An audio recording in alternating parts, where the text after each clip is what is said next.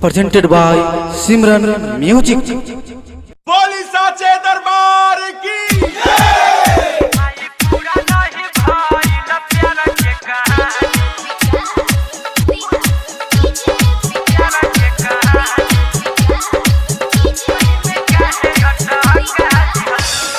हर साल कईली पूजाइए माई तब काहे हम के रुआ दिहलू। हर साल कईली पूजाइए माई तब काहे हम के रुआ दिहलू। माई पूरा नहीं भइल प्यार के कहानी बिचही में काहे अटका दिहलू।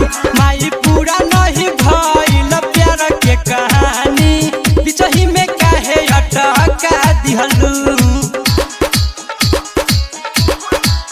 Mixed by Simran Recording Studio, Mahanar।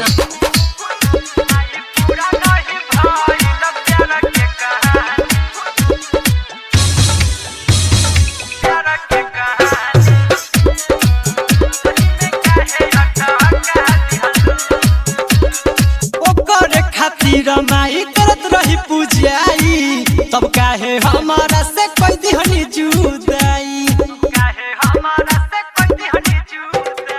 ओकर खातिर माई करत रही पूजाई तब काहे हमारा से कोई दिहनी जुदाई।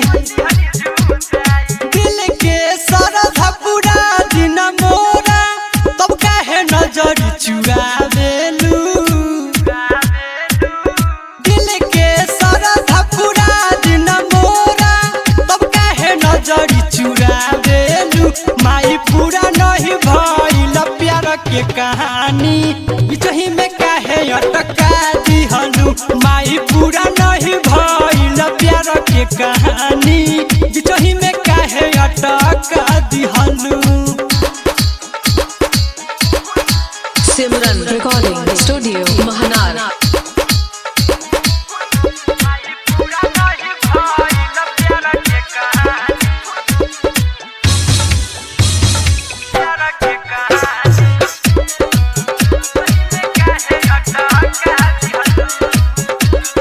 बेटा के दुख तू बुझे माई राजकुमार के माथे मौर द चढ़ाई।